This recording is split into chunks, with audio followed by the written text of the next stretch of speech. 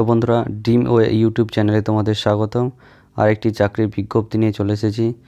এখানে দেখো বন্ধুরা, ব্যারাকপুর ক্যান্টনমেন্ট বোর্ডে ক্লার্ক পদে নিয়োগ চলছে। এখানে 3টি পদে নিয়োগ করা হয়েছে।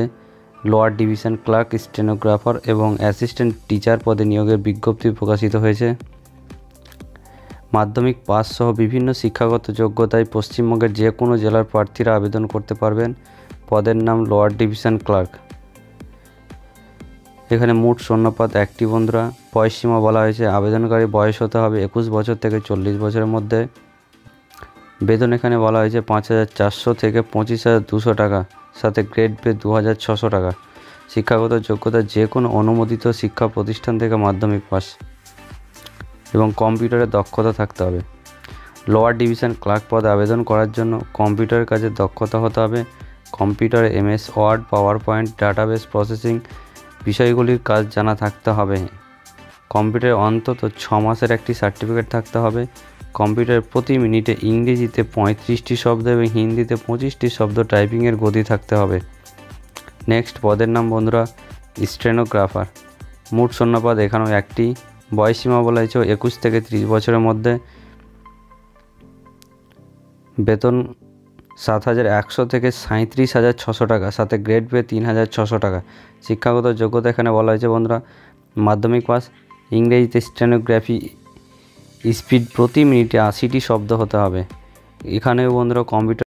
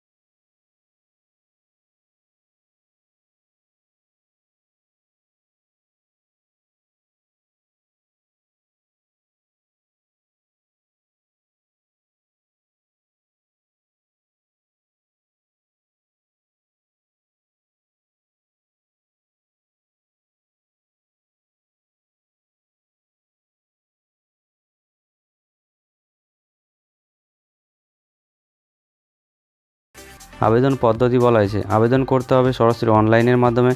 ব্যারাকপুর ক্যান্টনমেন্ট বোর্ডের অফিসিয়াল ওয়েবসাইটে গিয়ে, অফিসিয়াল ওয়েবসাইটটি হলো www.cbarakpur.org।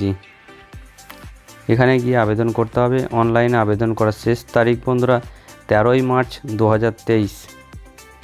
আবেদন fee assistant teacher lower division clerk পদের ক্ষেত্রে কোনো রকম আবেদন ফি জমা করতে হবে না। হ্যাঁ বন্ধুরা, অ্যাসিস্ট্যান্ট টিচার এবং লোয়ার ডিভিশন ক্লার্ক পদের ক্ষেত্রে কোনো রূপ আবেদন ফি জমা করতে হবে না। কেবল স্টেনোগ্রাফার পদের ক্ষেত্রে আবেদন ফি বাবদ 1,000 টাকা জমা দিতে হবে। আবেদন ফি জমা দিতে পারবেন সরাসরি অনলাইনের মাধ্যমে। হ্যাঁ, এখানে বন্ধুরা অনলাইনে আবেদন করতে হলে কী কী ডকুমেন্টসগুলি স্ক্যান করতে হবে সেগুলি হলো photo, identity proof, passport, voter card, pan card অথবা আধার কার্ড, জন্মের শংসাপত্র, মাধ্যমিকের অ্যাডমিট কার্ড অথবা জন্ম সার্টিফিকেট, শিক্ষাগত যোগ্যতার সমস্ত মার্কশিট ও সার্টিফিকেট, সংরক্ষিত শ্রেণীভুক্তি প্রার্থী ও শারীরিক প্রতিবন্ধী প্রার্থীদের ক্ষেত্রে প্রয়োজনীয় শংসাপত্র। যেসব প্রার্থীরা কোনো সরকারি কিংবা আধা সরকারি দপ্তরে কর্মরত তাদের ক্ষেত্রে NOC সার্টিফিকেট স্ক্যান করে আপলোড করতে হবে।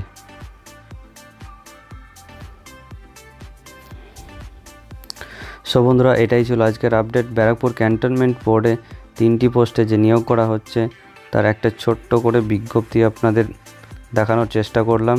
সো বন্ধুরা, যারা যারা আবেদন করতে ইচ্ছুক তারা সরাসরি অনলাইনের মাধ্যমে আবেদন করে ফেলুন www.cbarakpur.org-তে গিয়ে। সো বন্ধুরা, চ্যানেলটি সাবস্ক্রাইব করে পাশে থাকুন পরবর্তী আপডেটের জন্য।